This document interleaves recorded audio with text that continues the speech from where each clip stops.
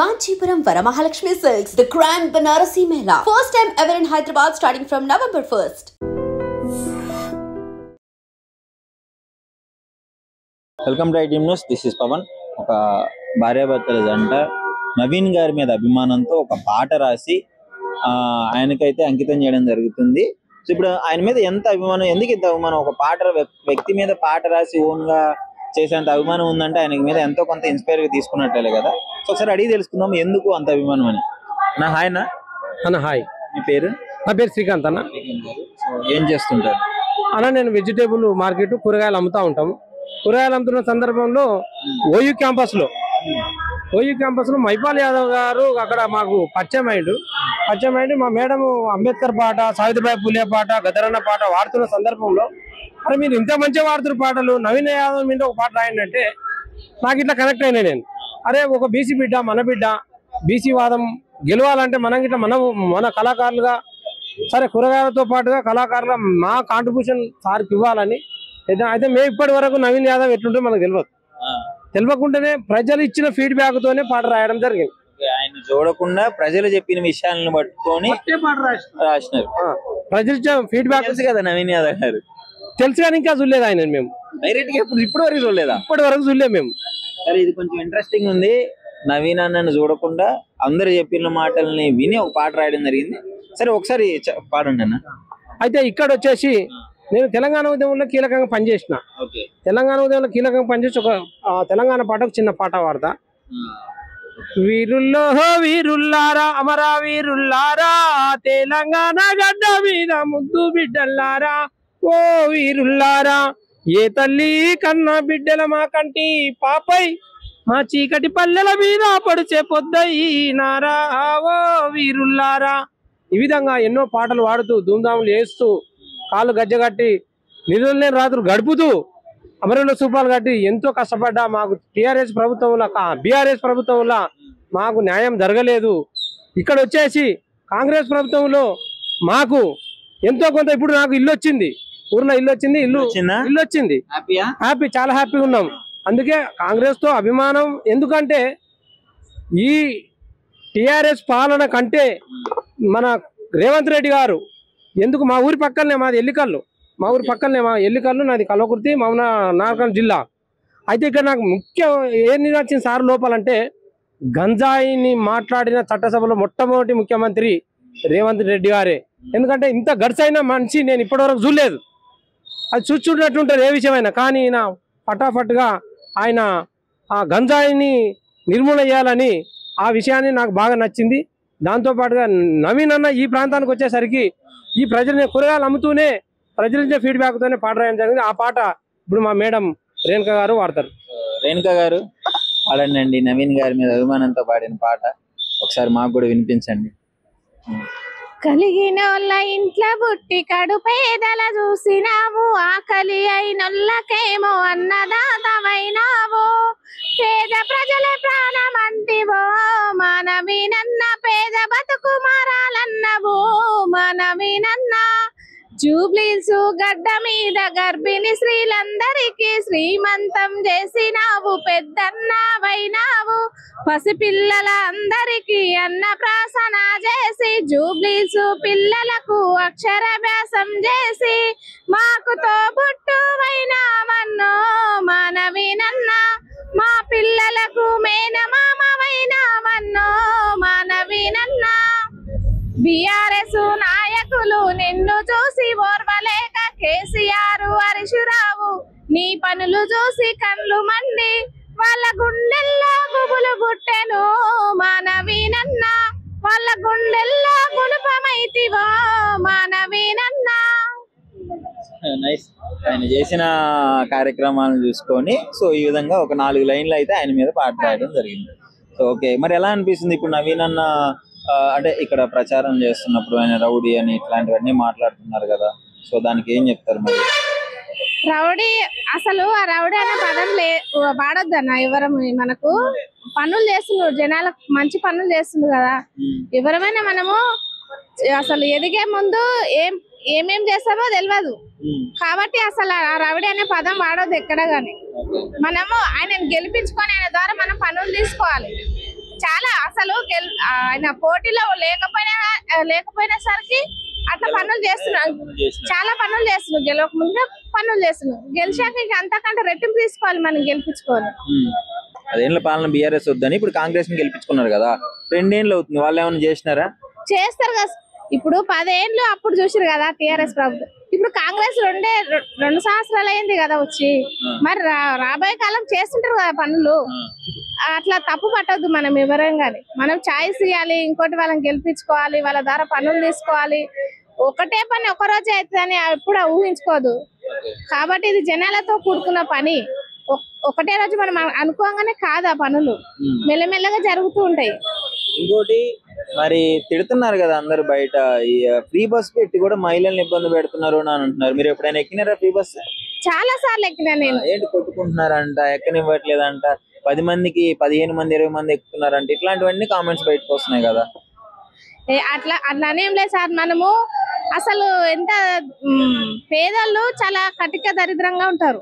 వాళ్ళకి కనీసం చార్జెస్ కాదు, ఫుడ్ కూడా సరిగా తినడానికి ఉండదు. ఆ టైంలో మనకు ఫ్రీ బస్సు, మనం ఎక్కడంటే అక్కడ వెళ్ళే స్వేచ్ఛ ఇచ్చిండు, ఫ్రీ బస్ ఇచ్చిండు. దాన్ని ఎవరు కాదనుకోవద్దు మనం. అంటే ఇప్పుడు జనాల మిస్టేక్ అది. మన బస్సు ఎక్కడము వాళ్ళ మిస్టేక్. బస్సు ఒక ఫుల్ అయిందంటే అసలు అక్కడ డ్రాప్ అయిపోవాలి. ఎవరమైనా ఒత్తిడి మనమే ఒత్తిడి వేసుకుని మనం లోపలికి వెళ్ళి కూర్చున్నాం అనుకో, మనకే ప్రాబ్లమ్స్ అవుతాయి. సరే, సో ఇంకోటనా మీరు చెప్పండి. నవీన్ గారి మీద వచ్చే కామెంట్స్, రౌడీలకి టికెట్ ఇచ్చి ప్రచారానికి రౌడీలను పంపిస్తున్నారు, గెలిస్తే ఇక అందరిపైన అయిపోయినట్టే అంటున్నారు. దానికి ఏం చెప్తారు మీరు? అయితే సార్ ఇక్కడ ఒకటి, మనం ఇప్పుడు నాయకుల మాటలు వినొద్దు, మనం ప్రజల మాటలు వినాలి. మీరు ప్రజలను మాట్లాడుకోవాలి. మనం ప్రజలను చూస్తే మనకు ప్రజలు ఎక్కడైతే ఉన్నారో మాసుగా ఆ బస్తీలకు వెళ్తే, ఆ గల్లీలకు వెళ్తే మనకు అర్థమవుతుంది. ఆ ప్రజల ఫీడ్బ్యాక్ తీసుకోవాలి. కానీ మీరు ఎవరు చెప్పిన మాటలు మాట్లాడితే అది కరెక్ట్ కాదు. ఎందుకంటే బీఆర్ఎస్ వాళ్ళకు మంచోళ్ళు గుండాలు లెక్కనే కనపడతారు, గుండాలు లెక్కనే కనపడతారు కదా. ఇప్పుడు వాళ్ళ పార్టీలో ఉంటేనేమో గుండాలు గారు, ఇతర పార్టీలో గుండాలు అవుతారు. ఇది కరెక్ట్ అసలు మాట్లాడలే. ఇంతకు ముందు చిన్న శ్రీశైలం యాదవ్ ఆయనతోనే కదా టీఆర్ఎస్ పరిపాలన, అంటే ప్రభుత్వం. శ్రీశైలం కదా సార్ బీఆర్ఎస్. ఇప్పుడు బీఆర్ఎస్ కు చిన్న శ్రీశైలం గారే రథం ఇచ్చిండు కదా. అప్పుడు గుండా కళ్ళు కనపడలేదా, బయలు కమ్మినా ఏమన్నా అప్పుడు? అవునా కదా. ఇప్పుడు ఎందుకు అంటున్నారు అంటే వాళ్ళ గిట్టుబాటు అయితే, ఇట్లా గిట్టుబాటు కాకపోతే అట్లా, అది కరెక్ట్ కాదు కదా. అన్ని ప్రజలు చూస్తూనే ఉన్నారు. మీరు ఆ బస్తీలకి వెళ్ళాడు కానీ నవీన్ ఎంత ప్రేమ ఉన్నదో, ఎంత బాగా పనులు చేస్తున్నారు. పేద విద్యార్థులకు ఇట్లా ఎవరైనా గిట్టే డ్రాప్ అవుట్ అయితే తల్లిదండ్రుల పిల్లలకు డబ్బులు ఇచ్చి ముందుకు చదవడానికి చేయూతనిస్తున్నాడు. ఇంతకంటే మంచి ఏం కావాలి నీకు? ఏం సార్, అవునా కదా. బీజేపీ ఎలాంటి చూపిస్తుంది అంటారు ఇక్కడ? బీజేపీ గురించి నాకైతే ఎక్కడైతే కనపడతలేదు సార్ పెద్దగా. అది ఎక్కడ లేదంటారా బీజేపీ? నాకైతే అవుపడతారు. మేము తిరుగుతూనే ఉన్నాం గల్లీలలో, మొత్తం కూరగాయలు అమ్ముతూ ఇదంతా తిరుగుతూనే ఉన్నాం. మాకైతే పెద్దగా కనపడతలేదు. ఆల్రెడీ గెలిచిండు అఫీషియల్ గా ఓటింగ్ లో, ఆల్రెడీ గెలిచేస్తాడు. ఎందుకంటే ప్రజల అభిమాని ఆయన. ఇప్పుడు అంత చిన్న వయసులోనే అంత గొప్ప పేరు తెచ్చుకోవాలంటే చాలా గొప్ప విషయం. అసలు దాన్ని జీర్ణించుకోలేక టీఆర్ఎస్ ప్రభుత్వం రకరకాలుగా మాట్లాడుతున్న రకరకాల విషయాలు. ఇంకోటి ఆర్ఎస్ ప్రవీణ్ కుమార్ ఇట్లా ఒక బహుజన మేధావి, అందుకే సార్ మాకు ఒక దేవుళ్ళక ఆర్ఎస్ ప్రవీణ్ కుమార్. మేమే జీర్ణించుకోలేకపోతున్నా బీఆర్ఎస్ పార్టీకి పోయిందంటే. ఎందుకంటే ఒక బహుజనుల కోసం ఆయన రాష్ట్ర వ్యాప్తంగా ఆ బహుజన ఫిలాసఫీని మా మైండ్లో చొచ్చిన మంచి ఆయన. ఆ సార్ నుంచే మేము చాలా విషయాలు తెలుసుకున్నాం. కానీ ఆ బీఆర్ఎస్ లో కూడమే మాకు చాలా బాధ అవుతుంది సార్. ఇప్పటికైనా సారు కళ్ళు తెలుసుకొని బయటకు వస్తే చాలా మంచిగా ఉంటుంది. నవీన నేను రాసిన పాటనే కదా సార్ మా మిస్సెస్ వాడింది. అయితే ఉన్నది కానీ నేను రాసి పెట్టినా, అది ఇంకా కొంత ఫుల్ఫిల్ అయిన తర్వాత ఇంకో పాట వచ్చేసింది, ఆల్రెడీ ఉన్నది. అయితే నవీన్ గారు గెలుస్తారు అంటారు? తప్పకుండా గెలుస్తుంది. ఆల్రెడీ గెలుస్తాడు కాదు, ఆల్రెడీ జనంలో గెలిచిండు. ఓటింగ్ లో అఫీషియల్ గా మీరు అన్నట్టుగా అఫీషియల్ గా గెలవాలి. Okay right, thank you sir. మీ అడ్రీమ్ ఛానల్ గిట్లా చాలా మంచిగా న్యూస్ ఇస్తా ఉన్నది. మిమ్మల్ని గిట్లా మేము ఫాలో అవుతున్నాం. మీలాంటి టీవీలు గిట్లా సమాజంలో ఉండాలి. Thank you sir. మీ పవన్ సార్ మీలాంటి వాళ్ళు బాగా హార్డ్ వర్క్ చేస్తున్నారు, మంచి యంగ్గా జనంలో ఇట్లాంటి విషయాలను బయటకు తీస్తున్నందుకు చాలా సంతోషంగా ఉన్నది. Thank you sir. I dream వాళ్ళకు అండి నమస్తే. నమస్తే అండి. ఏంటండి ఎలా ఉంది పరిస్థితి? ఈసారి ఎవరిని గెలిపించుకుందాం అనుకుంటున్నారు జూబ్లీ హిల్స్ లో? ఇంకెవరినండి, హీరో ఎవరిక్కడ? నవీన్ యాదవ్ గారు. అతన్నే అంతే, హీరోనే కదా. ఎలా హీరో? వాళ్ళేమో రౌడీలు అంటున్నారు. రౌడీలు అన్నారు కాబట్టి హీరో అంతేనా? అంతే కదా. ఎందుకంటే సమాజ సేవకుడు, నవయుగ నిర్మాణ సంస్థకర్త, ఆ తర్వాత యువతకు ఆదర్శము, యువత గురించి ఆలోచించే వ్యక్తి. చదువు కానీ, వైద్యము కానీ, ఆ తర్వాత అంటే సమాజంలో ప్రతి ఒక్కరు కూడా, సామాన్య ప్రజలు కూడా దీనస్థితిలో ఉండకుండా ప్రతి ఒక్కరు కూడా అందరితో బాగా ఉండాలి అని అంటే ఇక్కడ సమస్యలు చెబితే వినేవాడు ఎవరంటే నవీన్ యాదవ్. స్పందించేవాడు. సమస్య ఎవరికి చెప్పుకోవాలంటే ఇక్కడ వాళ్ళు అందరు నవీన్ యాదవ్ అంటారు. నవీన్ యాదవ్ ని ఎప్పుడు అంటే కలిసిన అన్న అంటే నేనున్నా అన్నట్టుగా ప్రతి ఒక్కరికి అండదండగా ఉన్నవాడు ఈ జూబ్లీ హిల్స్ లో. ఎందుకు గెలవలేదు? ఇన్ని 2 సార్లు పోటీ చేసి ఓడిపోయడం జరిగింది, ఎందువల్ల అంటారు? ఇది 2 సార్లు ఓడిపోయాడు కాబట్టి 3వసారి ముచ్చటగా గెలుస్తాడు. రాజకీయాలు ఎలా? రాజకీయాలు ఇంకా ప్రతిపక్షం వాళ్ళు మరి వాళ్ళు వేసిన ఎత్తుగడలు, అప్పుడు పాపం అబ్బాయి ఎంతండి యువకుడు, ఇంకా అవన్నీ ఎత్తుగడలు తెలియదు కదా. ఎత్తుకు పై ఎత్తులు వేస్తుంటారు కదా వాళ్ళు, ఎందుకంటే అనుభవం వాళ్ళకి బాగుంది కదా. అనుభవం వచ్చింది, రాజకీయం ఏంటో తెలిసింది. అందుకే ఆయన ప్రజల్లో ఉన్నాడు కదా. ప్రజల్లోనే ఉండి ప్రజలకి సేవలు చేస్తూ ఉండి ప్రజల్లో పేరు తెచ్చుకున్నాడు. గల్లీ గల్లీలో గడప గడపకి వెళ్ళిన నవీన్ యాదవ్ అంటే తెలియని వారంటూ లేరు. ప్రతి గడప కూడా నవీన్ యాదవ్ వాళ్ళ కుటుంబం గాని, ఆ కుటుంబం నుంచి ప్రతి ఒక్కరూ సహాయం పొందిన వాళ్ళే. చెప్పాలంటే చదువుకున్న వాళ్ళకి ఎక్కువ ప్రాముఖ్యత ఇస్తాడు. నవీన్ యాదవ్ గారు ఆర్కిటెక్చర్ చేశారు. మరి ఆయనకి ఎందుకు ఇప్పుడు జాబ్ చేసుకుంటే లక్షల్లో శాలరీ అయినా కానీ చేయకుండా సమాజానికి ఏదో ఒకటి చేయాలనే తపన, ఆలోచన, యువతరము భవిష్యత్తు బాగుండాలి అని ఎవరికైతే అంటే నిరుపేదలు, చదువుకునే టాలెంట్ ఉండి ఆర్థికంగా లేని వాళ్ళకి ఎంతో మందికి ఫ్రీ కోచింగ్ ఇప్పించాడు. వాళ్ళు ఇవాళ ప్రభుత్వ ఉద్యోగాలు సంపాదించారు. యూపీఎస్ లో కూడా చాలా మందికి కోచింగ్లు ఇప్పించాడు. వాళ్ళంతా కూడా ఇవాళ ఉద్యోగంలో ఉన్నారు. వాళ్ళ కుటుంబాలు చాలా సంతోషంగా ఉన్నాయి. వాళ్ళందరూ కూడా నవీన్ యాదవ్ కి సపోర్ట్ గా ఉన్నారు ఇప్పుడు. అలాగే అసలు ప్రపంచంలో ఎవరు కని విని ఎరుగని మహత్తరకరమైన కార్యం చేసింది ఎవరు? నవీన్ యాదవ్. అదేంటో మరి మీకు కూడా తెలుసు అనుకుంటున్నాను. పబ్లిక్ కూడా తెలియదు. పబ్లిక్ కూడా దాదాపు అందరికి తెలిసిన విషయమే. కాకపోతే మళ్ళొక్కసారి చెప్తున్నాను ఏంటంటే శ్రీమంతాలండి. గర్భిణీ మహిళలకి శ్రీమంతాలు చేసిన మహా వ్యక్తి. ఆ తర్వాత పుట్టిన పిల్లలకి అన్నప్రసన్నం చేసిన మహానీయుడు. వాళ్ళకి ఒక అన్నలాగా, ఒక మేనమామలాగా ఉన్నాడు.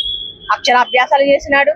ప్రతి ఒక్కరి అంటే తను చిన్న వాళ్ళ నుంచి పెద్దవాళ్ళ దాకా ప్రతి ఒక్కరికి మర్యాద ఇస్తూ ప్రతి ఒక్కరి గుండెల్లో నవీన్ యాదవ్ నిలిచి ఉన్నాడు.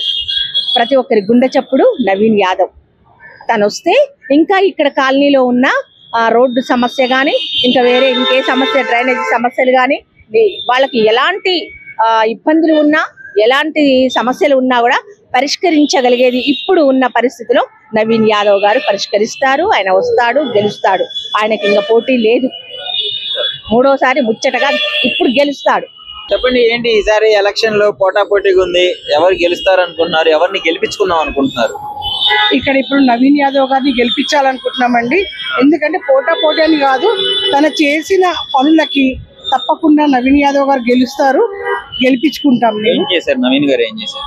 ఇక్కడ ప్రతి ఒక్కరికి ఎటువంటి హెల్ప్ అయినా కానీ తను చేశాడు. అన్న ఒక చదువు గురించి కానీ, ఒక హెల్త్ గురించి కానీ, ఒక ఇంట్లో ఏదైనా పెళ్లిళ్ళ గురించి కానీ, శ్రీమంతాలు కానీ ప్రతి ఒక్కటి నవీన్ యాదవ్ గారు మాకు హెల్ప్ చేశారండి. మేము అతన్ని గెలిపించుకుంటాము. తప్పకుండా గెలుస్తారు. నవీన్ గారిని ఇప్పుడు రౌడీ అని, రౌడీలకి టికెట్ ఇచ్చారని, రౌడీలు ఈ విధంగా ప్రచారానికి వస్తున్నారని చెప్పేసి ఎన్నో వార్తలు వస్తున్నాయి. వాళ్ళు రౌడీలు అయ్యి ఇతన్ని అంటే అది కరెక్ట్ కాదు కదమ్మా. వాళ్ళ ఉద్దేశం ఏంటంటే వాళ్ళు రౌడీలు కాబట్టి నవీన్ యాదవ్ గారిని అంటున్నారు. అది కరెక్ట్ కాదు. ఇప్పుడు బీజేపీ పరిస్థితి ఏంటి మరి? ఇక బీజేపీ పరిస్థితి ఇక పార్టీ కాదు కాబట్టి నిలబడ్డారు. అంతకంటే దాన్ని ఏం లేదు. ఏం లేదు. కనీసం ఓట్లు కూడా చేయలేమంటారా? ఎవరో అనలేము, చెప్పలేము. మొత్తానికి నవీన్ గారు గెలిస్తే బాగుంటది అంటారు. అవునమ్మా, నవీన్ యాదవ్ గారు గెలిస్తే కాదు గెలుస్తారు. ఫిక్స్ అయిపోయారు మీరే? అవునమ్మా, ఆయన చేసేదానికి. ఎందుకంటే మాకు ఒక కొడుకులాగా, ఒక తమ్ముళ్లాగా, ఒక అన్నలాగా ప్రతి ఒక్కరికి ఆయన ప్రతి నోట ఉన్నాడు కాబట్టి నవీన్ యాదవ్ గారు తప్పకుండా గెలుస్తారు, మాకు ఒక నమ్మకము. మా ఇంట్లో ఆ పండుగ జరుపుకుంటామని నాకు ఒక ఆశ. ఏంటి జూబ్లీ హిల్స్ ఉప ఎన్నికల పోరు ఎలా ఉంది? ఎవరిని చూసినా 50,000 మెజారిటీ అంటున్నారు, ఏ పార్టీని పట్టుకున్నా. సో మీరేమనుకుంటున్నారు? 50,000 మెజారిటీ అని చెప్తున్నారా?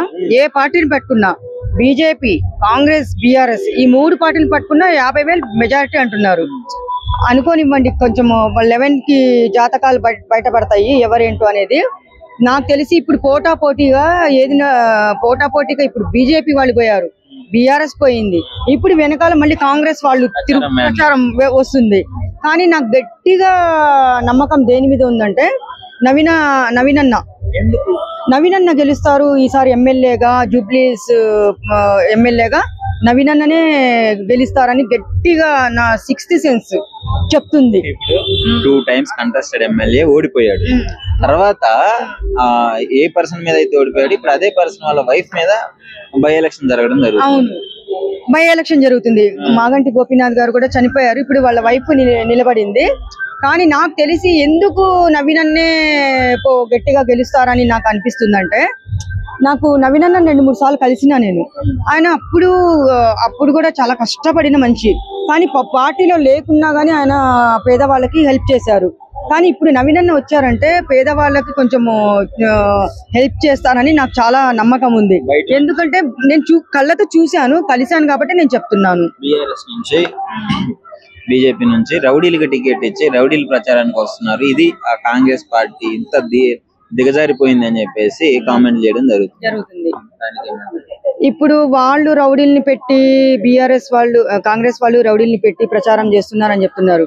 మరి బీఆర్ఎస్ వాళ్ళు ఏం తక్కువ తినలేదు కదా, వాళ్ళు రౌడీల్ని పెడతారు, వాళ్ళు ప్రచారాలు చేస్తారు.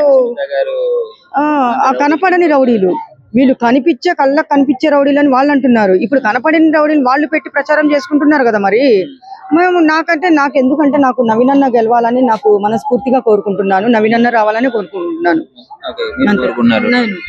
జూబ్లీ హిల్స్ ఎమ్మెల్యేగా ఈసారి నవీన్ అన్న వస్తేనే బాగుంటుంది.